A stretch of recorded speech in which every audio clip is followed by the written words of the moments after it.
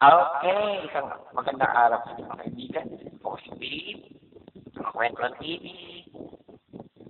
Follow me on Facebook, Victoria_24@yahoo.com. Post na po kayo ng one word, one sentence, or quotation. Kahit ano naman. Gusto nyo pagkwentuhan natin, pag-usapan, kwento ng buhay mo, kwento ng magulang mo, kwento ng kapitbahay mo, o kahit kayo naman. O kaya may problema ka, sabihin mo sa akin. Pag-usapan natin, pagkwentuhan natin, malay mo, makatulong ako sa inyo. Diba? Basta, ang dapat nilang gawin, pag-post sa Facebook. Okay.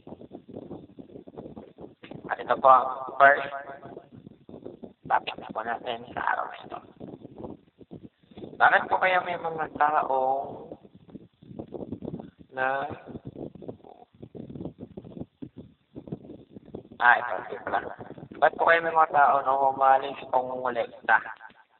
Ito, simulan natin. Sabi nga nila, pag ang pangungulekta naman kasi nagsimula yung siguro. Simula lang yung nag-isa yung bagay. Bawang stop toys. Bata ka palang binigyan ka. Noon, gusto mo magkaroon ng marami, no? Gusto mo punuin yung kwarto mo ng mga stop toys. Siyempre, ng bata ka, magkakaroon ka lang ng, siguro, pag birthday mo, o may mga special na okasyon, gusto mo madami. Siyempre, ganito. Pag lumaki ka na, nakakapera ka na, trabaho ka na, tapos ka na pag-aaral, lagi na mo ulit. Kasi kumikita ka na, pwede mo bilhin yung gusto mo. Kasi, kaya nagiging maraming collector kasi ang bata sila, may gusto sila na hindi nila makuha. Then, nung lumaki sila, kaya nilang bumili, binibili nila lahat ng kaya nila. Gusto nilang kolektahin. Diba? Wala naman gusto mangolekta sa tao yan. Basta lang din, pag nangongolekta ka, siguraduhin mo, yung pinagbibili mo ng koleksyon mo, dahil sa hirapan mo. Diba? Kasi masarap bumili ng bagay na gusto mo sa pinaghirapan mo. At least, walang pipigil sa'yo na bilhin yun kasi pera mo yun. Diba? Yun lang masasabi ko dun.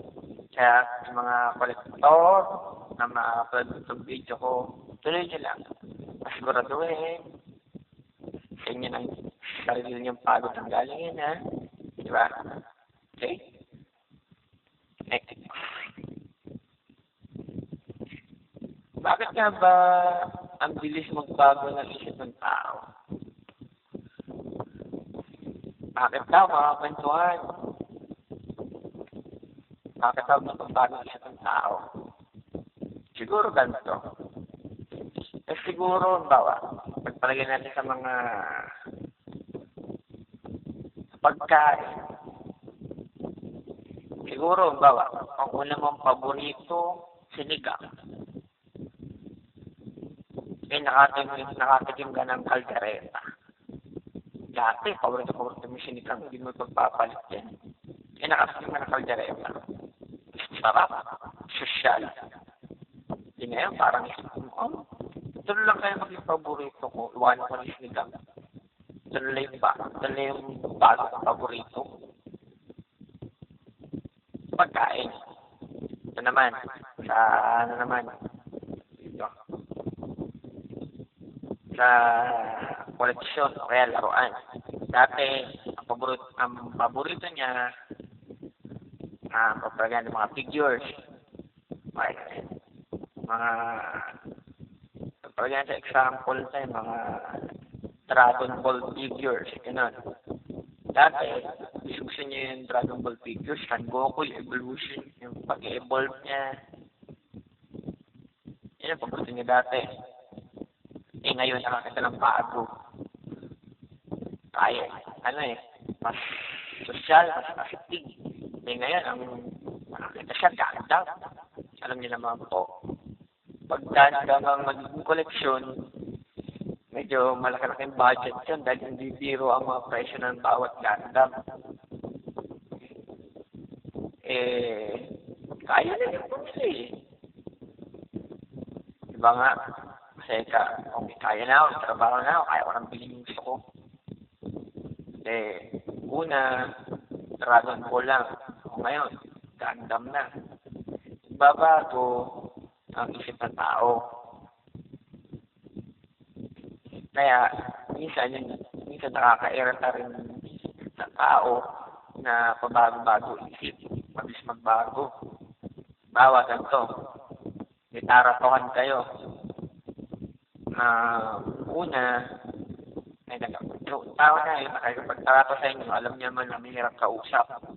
Una, sabihin niya, sama ko. Tapos, magugulat kayo. Sabihin niya, hindi na lang pala ako sasama. Nakaplano na. Bawa, swimming kayo, na-reserve nyo na. Bawa, napayaran na yung, pinaluwalan na yung, entrance, cottage.